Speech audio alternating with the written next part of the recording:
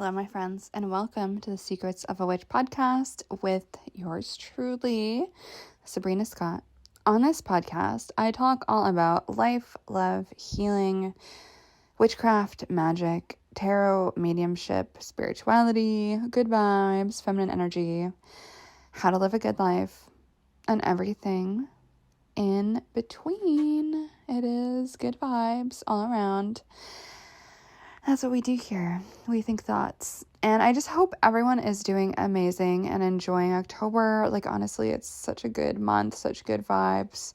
Everything is cozy. I know I keep saying that. I know there's some of y'all who don't live in very cozy places, but I'm sending all of you guys good vibes regardless of the weather where you live.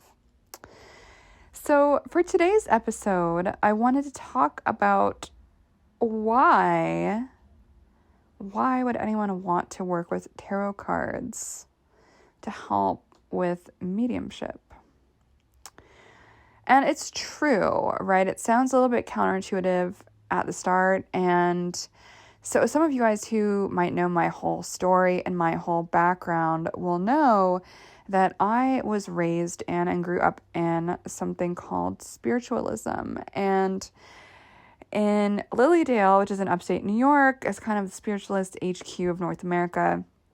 I don't know if they still are, but I remember back when I was much more involved in all of that, they were like a lot more strict and kind of purist about what was allowed in Lilydale and what wasn't allowed in Lilydale. And don't quote me on all of this, but generally speaking, like they really encourage mediumship without any props, without any objects, without any other tools to help facilitate that other than your own physical body. So we're talking like pure mediumship, like old school OG, like purist mediumship.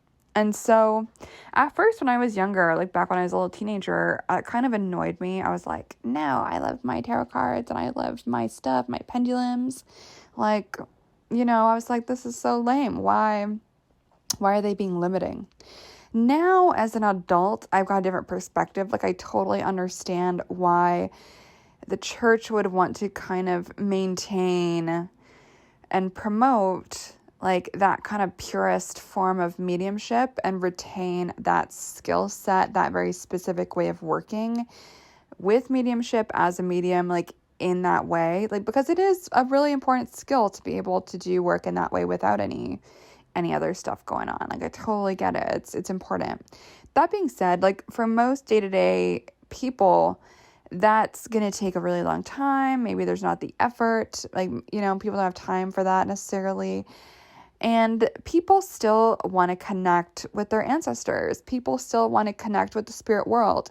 People still want to learn how to receive messages from the other side, whether that's from deceased relatives or a god or a goddess that you're working with, or a message from the spirits of the universe, or whatever which way you want to understand the energies that are swirling around in your life, right? And so in this way, because honestly, learning like pure mediumship takes a very long time, and it does require a certain level of skill that it is true. It's going to take a lot longer to learn, and it's not necessarily practical or desired for everybody.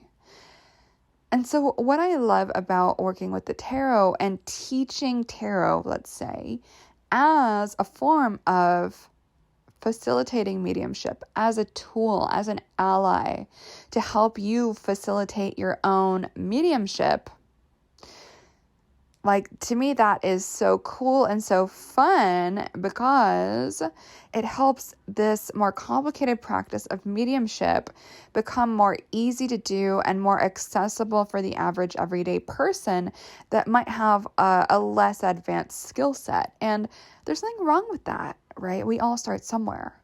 There's a lot of things that I am not good at. Like I was telling someone earlier today, I do not have a green thumb. I definitely try my best. One of my friends has like an insane, crazy garden. She's like a master garden person. She is amazing.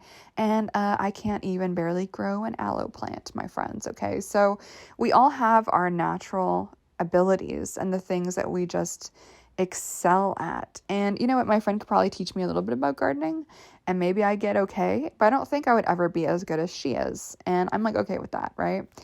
We all have our skills. And so what I love about working with tarot for mediumship and teaching people how to work with tarot in that way is that it can help demystify that practice of mediumship, and it can help it be more accessible to everyone. So it's incorporated into your life and your spiritual practice in a way that it feels like a little bit less intimidating, and it feels like you can kind of do it. You can approach it. You can incorporate that into your life.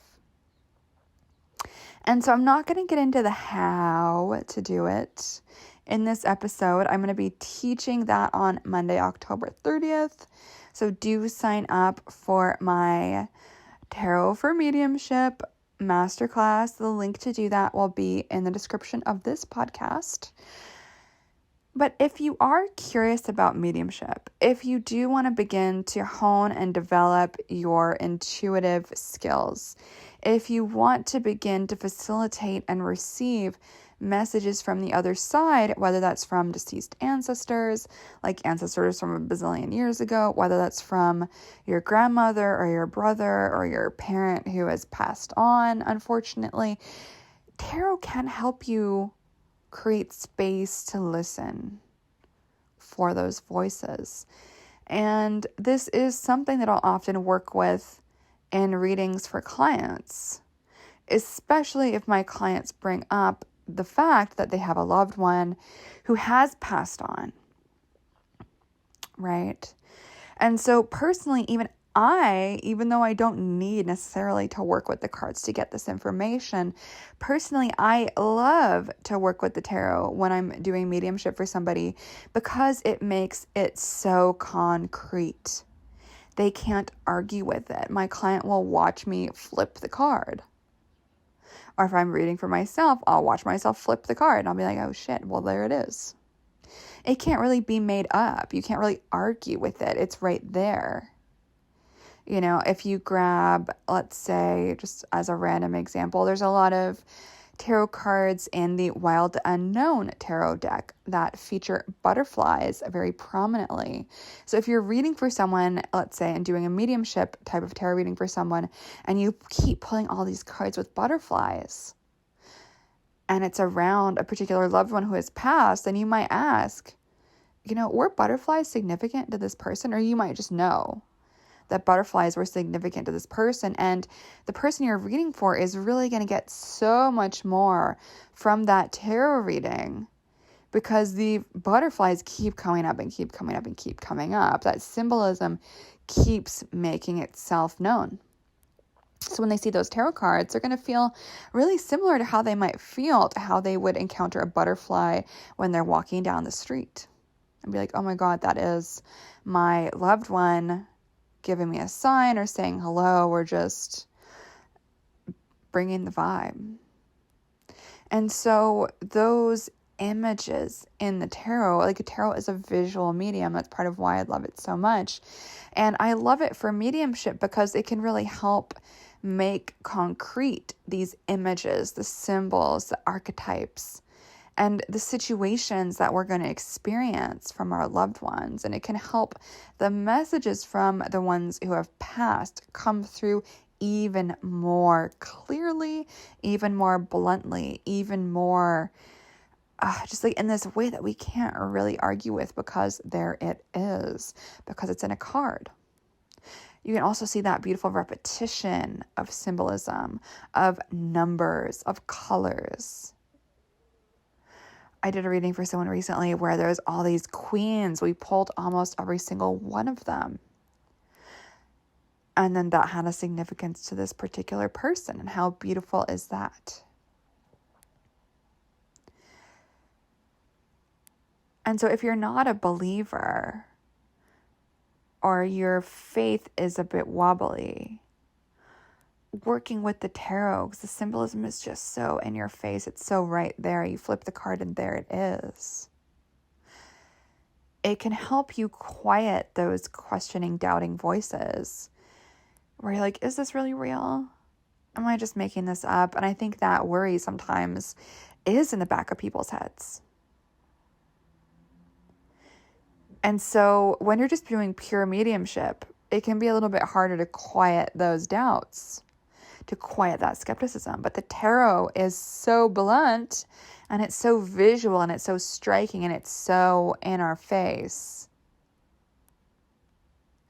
that it can help us trust our own intuition and the messages that are coming through even more. And that is going to help you hone your intuitive skills when you trust yourself and you trust your intuition even more. And that's a big part of why I really love working and teaching with the tarot, to help facilitate mediumship, just both for myself and my clients, but also for my students. And that's part of why I'm really excited to teach this. I think it is a really powerful way to frame working with tarot, and a really powerful way to mobilize the tarot skills that you might already have. Like if you do want to approach this fun thing called mediumship,